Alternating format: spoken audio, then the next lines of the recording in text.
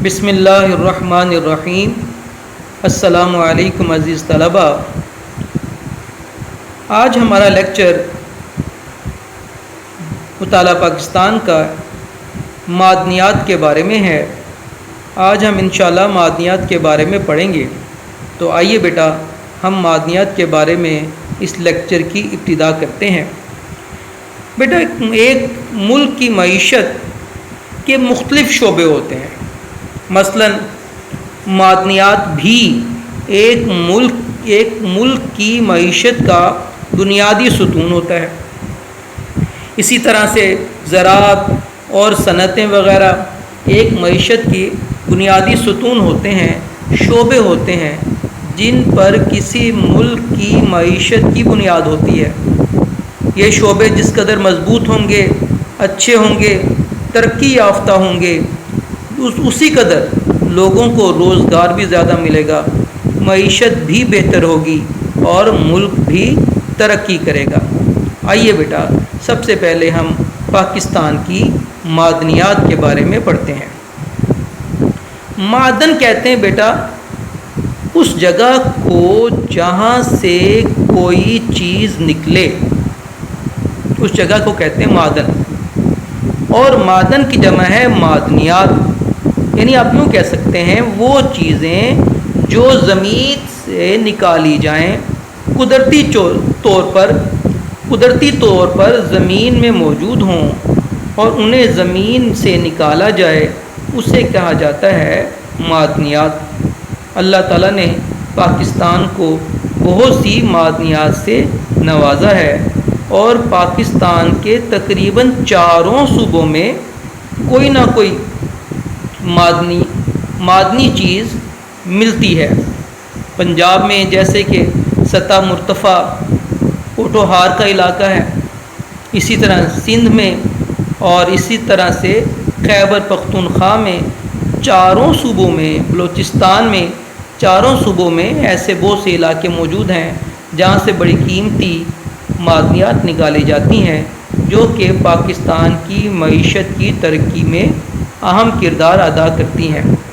آئیے بیٹا سب سے پہلے ہم دیکھتے ہیں پاکستان بڑے اہم ایم سی کیوز ہے بیٹا، یہ بورڈ میں آتا رہتا ہے، میں نے اس وجہ سے انڈر لائن بھی کیا ہے کہ پاکستان میں معدنی وسائل کی ترقی کے لیے 1975 یعنی کہ 1975 میں معدنی ترقیاتی کارپوریشن کا قیام عمل میں آیا۔ 1975 میں معدنی ترقیاتی کارپوریشن کا قیام عمل میں آیا۔ اس کے بعد بیٹا آپ دیکھیے معدنیات کی بنیادی طور پر دو قسمیں ہیں، ایک ہے بیٹا دھاتی اور دوسری ہے غیر دھاتی۔ بنیادی طور پر دو قسمیں ہیں۔ پاکستان میں جو دھاتی معدنیات ملتی ہیں ان میں لوہا، تانبا، کرومائٹ وغیرہ ہیں، جبکہ غیر دھاتی معدنیات میں معدنی تیل، قدرتی گیس اور خوردنی نمک، چونے کا پتھر، سنگ مرمر اور جپسم ہے۔ تو اس طرح سے بیٹا معدنیات کی دو قسمیں بنی، ایک دھاتی اور دوسری غیر دھاتی۔ آئیے بیٹا سب سے پہلے ہم دیکھتے ہیں پاکستان کی جو اہم معدنیات ہیں ان میں نمبر 1 ہے بیٹا، سب سے پہلی ہے وہ ہے معدنی تیل۔ جیسا کہ آپ کو معلوم ہے کہ کسی بھی ملک کی معاشی ترقی میں مشینری، ذرائع آمد و رفت کا ترقی یافتہ ہونا جتنا ضروری ہے اور جتنا عمدہ ہونا ضروری ہے، اس سے انکار نہیں کیا جا سکتا، اور مشینری کو، ذرائع آمد و رفت کو چلانے کے لیے تیل سب سے زیادہ استعمال کیا جاتا ہے۔ تو پاکستان میں کچھ مقامات سے تیل نکالا جاتا ہے جو پاکستان کی تیل کی کچھ ضروریات کو پورا کرتا ہے۔ اس کے ساتھ ساتھ پاکستان میں تیل صاف کرنے کے کارخانے بھی موجود ہیں۔ پاکستان میں oil and gas development corporation کے قیام کے بعد تیل کی تلاش کے کام میں کافی پیش رفت ہوئی ہے۔ پاکستان میں تیل جو ہے وہ سطح مرتفع پوٹھوہار کے علاقے سے نکالا جاتا ہے۔ اگر بڑا سطح مرتفع پوٹھوہار کا علاقہ ہم پنجاب میں دیکھتے ہیں تو اس میں ضلع جہلم، ضلع پنڈی وغیرہ یہ سب علاقے جو ہیں یہ اس میں آتے ہیں۔ اس کے علاوہ ہم دیکھیں کہ کہاں بالکسر ہے، کھور ہے، ڈھلیاں ہے، جویا میر ہے، تو یہ سب علاقے آپ دیکھ سکتے ہیں جہاں سے یہ سطح مرتفع پوٹھوہار کی جہاں سے تیل نکالا جاتا ہے۔ سندھ کے بھی چند علاقے ہیں جہاں سے تیل نکالا جاتا ہے، جس میں کنار ہے، ٹنڈو اعلیٰ یار ہے اور زمزمہ ہے۔ یہ ذخائر ملکی تیل کی ضروریات کو پورا کرنے میں اہم کردار ادا کرتے ہیں۔ اس کے بعد ہے بیٹا قدرتی گیس۔ بیٹا قدرتی گیس توانائی کا ایک سستا ذریعہ ہے۔ یہ نہ صرف گھروں میں استعمال کی جاتی ہے بلکہ صنعتوں میں بھی اس کا استعمال بہت زیادہ کیا جاتا ہے۔ پاکستان میں قدرتی گیس 1952 میں صوبہ بلوچستان میں سوئی کے مقام پر دریافت ہوئی۔ یہ بڑی اہم بات ہے اور MCQs میں کی صورت میں بورڈ میں یہ سوال بہت دفعہ آتا ہے، تو آپ نے یہ ڈیٹ یاد رکھنی ہے کہ 1952 میں صوبہ بلوچستان میں سوئی کے مقام پر قدرتی گیس کے ذخائر دریافت ہوئے تھے۔ صوبہ پنجاب میں سوئی گیس جو ہے وہ ڈھوڈک، پیر کو، ڈھلیاں اور میال میں ملتے ہیں، جبکہ بلوچستان میں اچ اور زن، جبکہ صوبہ سندھ میں خیرپور، مزرانی، ساری وغیرہ علاقوں میں پائے جاتے ہیں، لیکن سب سے بڑا ذخیرہ جو ہے پاکستان میں وہ سوئی کے مقام پر ہی دریافت ہوا ہے۔ اس کے بعد دیکھیے بڑا تانبا بڑی اہم معدنیات ہے اور پاکستان میں تانبے کا استعمال زیادہ تر سکے اور برتن بنانے کے لیے کیا جاتا ہے۔ پاکستان میں بجلی کی اشیاء بھی مثلاً تاریں وغیرہ بھی تانبے سے ہی بنتی ہیں، اور بلوچستان میں ضلع چاغی ہے، سینڈک ہے، قلات ہے، یوب ہے وغیرہ علاقوں سے تانبا ملتا ہے، اور صوبہ خیبر پختونخوا میں تانبے کے ذخائر جو ہیں وہ دیر، چترال اور ہزارہ میں پائے جاتے ہیں۔ پاکستان میں خام لوہے کی پیداوار 1957 میں شروع ہوئی۔ اگر ہم دیکھیں تو پاکستان کے کافی علاقوں سے خام لوہا ملتا ہے، دریافت ہوا ہے، لیکن یہ علاقے جو ہیں وہ بہت مشکل ہیں اور ذرائع آمد و رفت اتنے مشکل ہیں کہ وہاں سے خام لوہا فیکٹریوں تک لانا بہت دشوار گزار ہے، اخراجات زیادہ ہو جاتے ہیں، اس وجہ سے منافع کم ہوتا ہے۔ جیسا کہ آپ دیکھ سکتے ہیں بیٹا پاکستان میں کالا باغ ہے جو کہ ضلع میاں والی میں ہے، ڈومل نثار ہے جو ضلع چترال میں ہے، لنگڑ یال اور چلغازی ہے جو کہ ضلع چاغی میں ہے، تو یہ وہ علاقے ہیں جہاں سے خام لوہا دریافت ہوا ہے۔ اس کے بعد دیکھیے بیٹا کوئلہ بھی توانائی کا ایک اہم اور قدیم ذریعہ ہے۔ کوئلہ گھروں میں بھی استعمال کیا جاتا ہے۔ پاکستان میں سب سے زیادہ کوئلہ کا استعمال تھرمل بجلی پیدا کرنے میں کیا جا رہا ہے، اس سے اینٹیں بھی پکائی جاتی ہیں۔ جی بیٹا پاکستان میں کافی علاقے ہیں جہاں سے کوئلہ جو دریافت ہوا ہے، جیسے کہ صوبہ پنجاب میں کوہستان نمک کا علاقہ ہے۔ اس کے ساتھ ساتھ دیکھیے بیٹا جی جیسے ڈنڈوت ہے، پڑ ہے، مکڑوال ہے، صوبہ سندھ میں بھی اس کی بہت سی کانیں، تھر جمپیر ہے، سارنگ و لاکھڑا ہے۔ اس نے صوبہ خیبر پختونخوا میں ہنگو کے مقام پر کوئلے کے ذخائر موجود ہیں، اس طرح صوبہ بلوچستان میں بھی ہیں۔ تو آپ نے دیکھا چاروں صوبوں میں کافی بڑی مقدار میں کوئلہ دریافت ہوا ہے۔ اس کے بعد دیکھیے بڑا نمک، پاکستان میں چٹانی نمک کے بہت زیادہ ذخائر موجود ہیں۔ دنیا کا سب سے بڑا ذخیرہ جو ہے وہ پاکستان میں موجود ہے، جو کہ کھیوڑا کے مقام پر ہے، ضلع جہلم میں۔ ہم اسے کوہستان نمک بھی کہتے ہیں۔ دیکھیے بڑا یہ کالا باغ ضلع میاں والی میں سے بھی ملتا ہے، واڑچھا ضلع خوشاب، بہادر خیل ضلع کرک میں بھی نمک کے بہت سے ذخائر موجود ہیں، لیکن سب سے بڑا اور اہم ذخیرہ جو ہے وہ کھیوڑا ہی ہے، اور کھیوڑا کا نمک دنیا میں بہت اچھا مانا جاتا ہے، لہذا اس نمک جو ہے یہاں سے تیار کر کے ہم دنیا بھر میں سپلائی بھی کرتے ہیں۔ جی بیٹا اگلی معدنیات دیکھیے بیٹا، آگے ہے کرومائٹ۔ کرومائٹ ایک بڑی اہم دھات ہے، سب سے بڑھ کر بیٹا کرومائٹ جو ہے وہ لوہا فولاد سازی یعنی لوہا بنانے میں کام آتی ہے۔ پاکستان میں اس کے بہت زیادہ ذخائر موجود ہیں، اس وجہ سے کیونکہ ذخیرہ بہت زیادہ ہے، پاکستان میں دریافت بہت زیادہ ہوئی ہے، اس وجہ سے پاکستان یہ دھات جو ہے دوسرے ممالک کو برآمد بھی کرتا ہے۔ تو آپ یہاں پہ دیکھ سکتے ہیں کراچی اسٹیل مل میں بھی کرومائٹ کا استعمال بہت زیادہ کیا جاتا ہے، صوبہ بلوچستان میں کرومائٹ کے بہت سارے ذخائر ہیں، خیبر پختونخوا میں بھی بہت سارے ذخائر موجود ہیں۔ اس کے بعد دیکھیے بڑا جپسم۔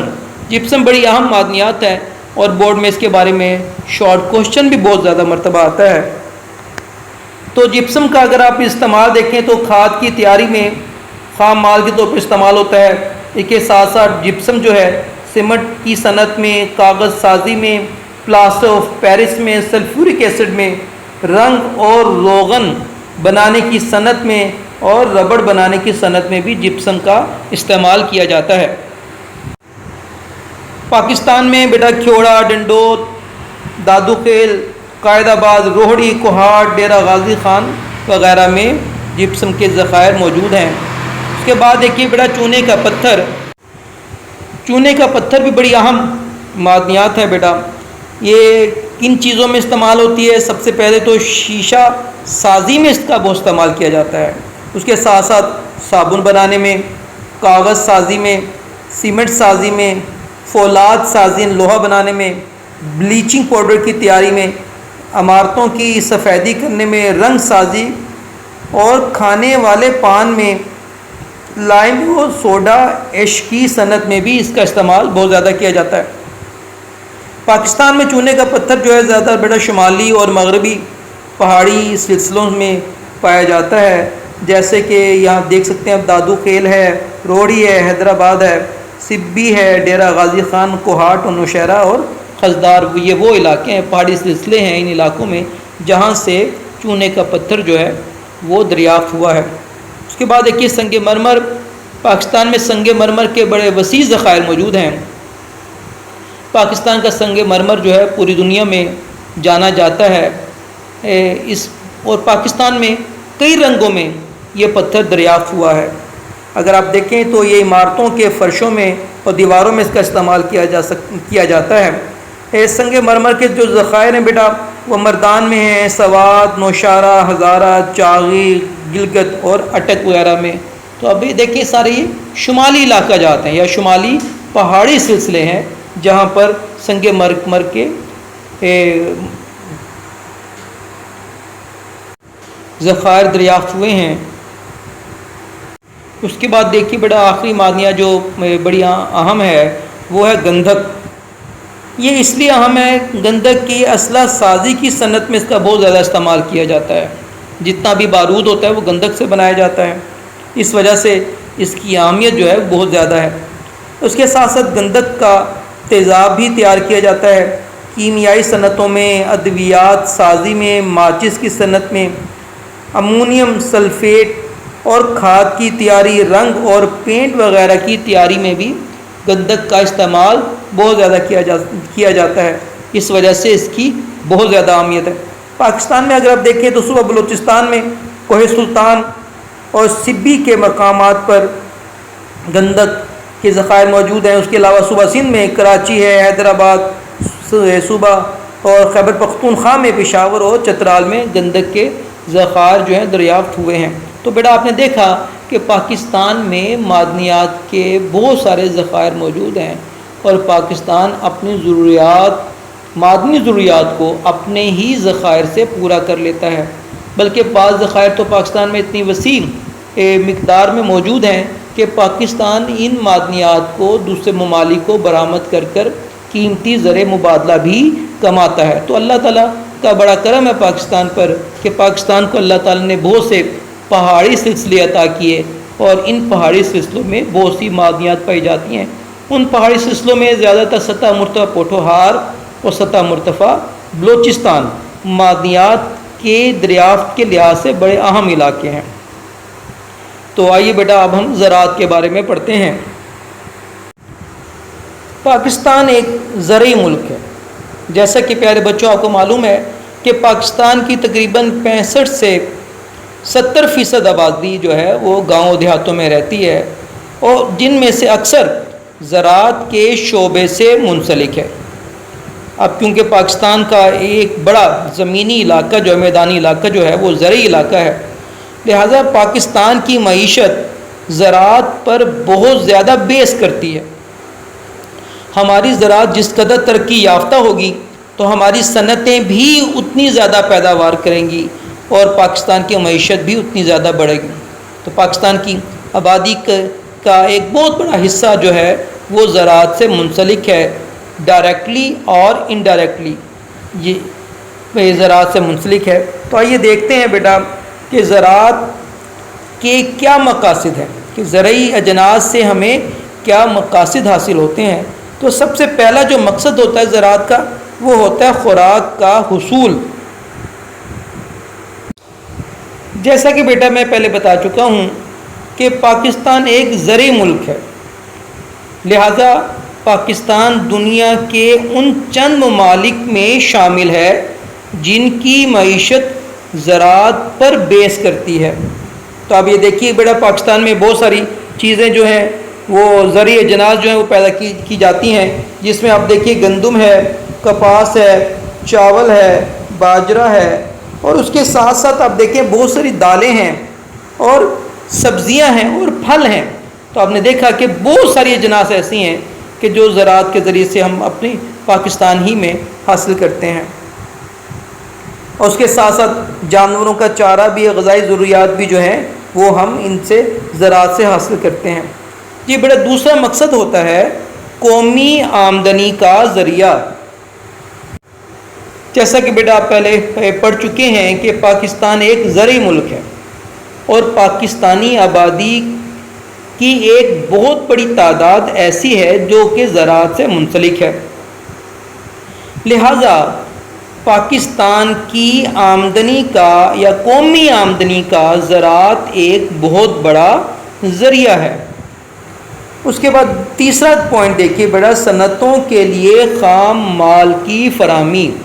تو اگر آپ بیٹا غور کریں کہ جتنی بھی صنعت بیٹا اس جگہ کو کہتے ہیں کہ جہاں پر خام چیزوں سے تیار مال یا ایسا مال تیار کیا جاتا ہے جو لوگوں کی ضروریات کو پورا کرے، اسے صنعت کہتے ہیں، کہ خام مال کو تیار مال میں تبدیل کرتا ہے۔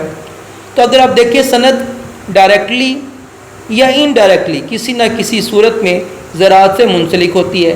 جیسے کہ بیٹا کپڑا جو ہے وہ آپ کو معلوم ہے کپاس سے بنایا جاتا ہے، اور کپاس ایک زرعی جنس ہے۔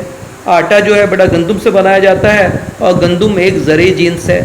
تو آپ دیکھیں ہماری بہت ساری صنعتیں ایسی ہیں جن کا تعلق جو ہے کسی نہ کسی طرح سے زراعت سے ہے۔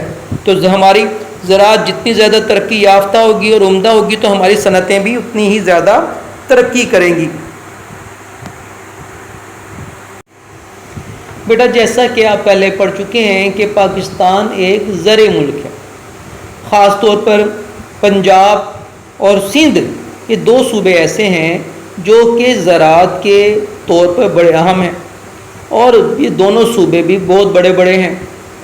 لہٰذا اگر آپ دیکھیں تو 65 سے 70% آبادی دیہاتوں میں رہائش پذیر ہے، لہٰذا لوگوں کے لیے روزگار کا ایک بہترین اور عمدہ ترین اور ایک بہت بڑا ذریعہ بھی ہے۔ اور پاکستان کی بہت زیادہ آبادی جو ہے بالواسطہ یا بلا واسطہ یعنی ڈائریکٹلی اور انڈائریکٹلی زراعت کے شعبے سے منسلک ہے۔ مثلا کسان ڈائریکٹلی زراعت کے شعبے سے منسلک ہے، بلا واسطہ زراعت کے شعبے سے منسلک ہے، جبکہ وہ لوگ جو کہ کیڑے مار ادویات بیچتے ہیں، یا وہ لوگ جو زرعی اجناس کو ذرائع آمد و رفت کے ذریعے سے ان اجناس کو شہروں تک پہنچاتے ہیں، وہ لوگ انڈائریکٹلی اس شعبے سے منسلک ہیں۔ تو ایک بہت بڑی آبادی ہے جو کہ اس شعبے سے روزگار حاصل کر رہی ہے۔ اگر دیکھیں آپ ملک کی لیبر فورس کا تقریباً 44% طبقہ زراعت سے منسلک ہے، اور اگر دیکھیں زراعت سے متعلقہ ٹرانسپورٹ سے بھی بہت زیادہ لوگ وابستہ ہیں اور روزی کما رہے ہیں۔ تو زراعت جتنی اچھی ہوگی، عمدہ ہوگی، ترقی یافتہ ہوگی، اتنا ہی زیادہ لوگوں کو روزگار بھی میسر ہوگا۔ جی بیٹا، اس کے بعد 5واں دیکھیے زر مبادلہ کا ذریعہ۔ زر مبادلہ بیٹا، زر مبادلہ ان رقوم کو کہتے ہیں جو کہ دوسرے ممالک کی ہوتی ہیں اور ہم اپنے پاس سیو رکھتے ہیں۔ پاکستان اسٹیٹ بینک میں وہ سیو ہوتی ہیں۔ انہیں ہم کہتے ہیں زر مبادلہ، یعنی کہ اگر ہم دوسرے ممالک سے کوئی چیز خریدنا چاہتے ہیں تو ظاہری بات ہے ان کو پیمنٹ انہی کے روپے میں کریں گے، جو جس وہاں پہ جو کرنسی چلتی ہے اسی کرنسی میں ان کو پیمنٹ کی جائے گی۔ تو وہ کرنسی ہمارے پاس موجود ہوگی تبھی تو ہم اس ملک سے کوئی اپنی ضرورت کی چیز خرید سکیں گے۔ تو زر مبادلہ کے ذخائر کسی ملک میں جس قدر زیادہ ہوں گے اسی قدر اس ملک کی معیشت بھی مضبوط ہوگی، اور زراعت جو ہے زر مبادلہ کمانے کا ایک بہترین ذریعہ بھی ہے۔ تو اب دیکھیے کامیاب زرعی شعبے کی بدولت ہی کوئی ملک زرعی اشیاء برآمد کر سکتا ہے۔ تو پاکستان میں جو چیزیں بہت بڑی مقدار میں پیدا ہوتی ہیں اور ہم دوسرے ممالک کو برآمد بھی کرتے ہیں، ان میں چاول ہے اور کپاس ہے۔ اسی طرح چینی بھی بہت بڑی مقدار میں ایک گنے سے پیدا کی جاتی ہے اور اسے بھی برآمد کیا جاتا ہے۔ تو آپ نے دیکھا کہ پاکستان بہت زیادہ زر مبادلہ جو ہے وہ زراعت سے کماتا ہے۔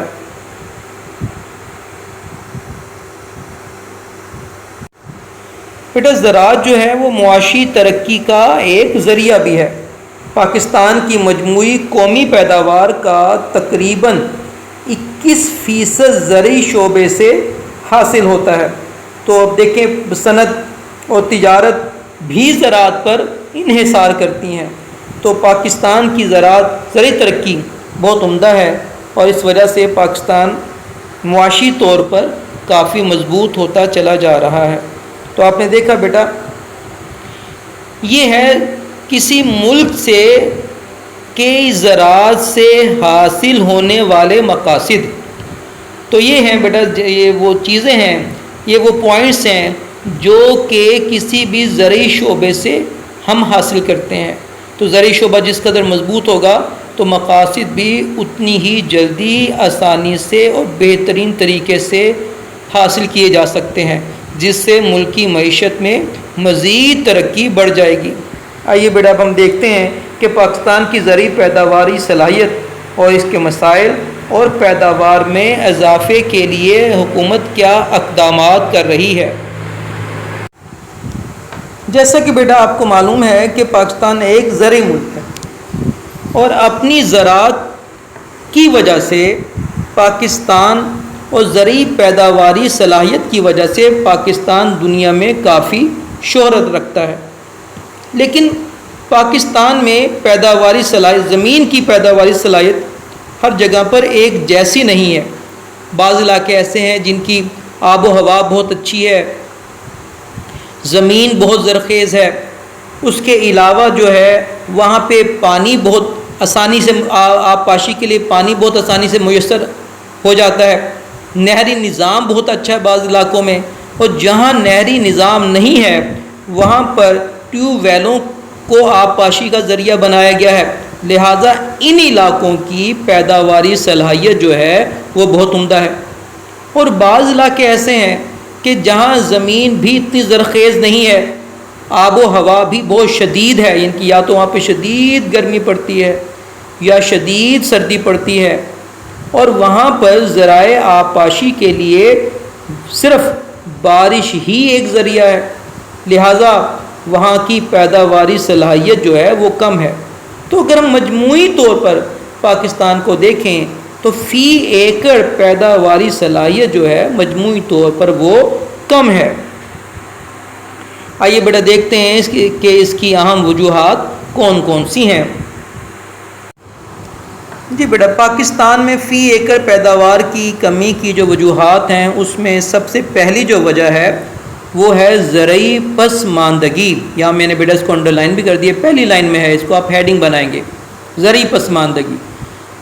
ہم دیکھتے ہیں کہ پاکستان میں زراعت کے لیے جدید مشینری اور جدید آلات کا استعمال بہت کم ہے، اور پرانے ہی طریقوں اور پرانے ہی انداز کے ذریعے سے زرعی اجناس کو بویا جاتا ہے، کاٹا جاتا ہے، جس کی وجہ سے پاکستان کی فی ایکڑ پیداوار کم ہے۔ دوسرا پوائنٹ دیکھیے کہ پاکستان میں نہری نظام ہر جگہ پر میسر نہیں ہے۔ اگرچہ ہم دیکھتے ہیں کہ پاکستان میں ایک وسیع نہری نظام موجود ہے، لیکن یہ نہری نظام زراعت کے لیے ناکافی ہے، اور ہر جگہ پہ نہریں جو ہیں، نہری پانی جو ہے میسر نہ ہونے کی وجہ سے بھی فی ایکڑ پیداوار میں کمی واقع ہوتی ہے۔ تیسرا بیٹا پوائنٹ ہے قدرتی آفات۔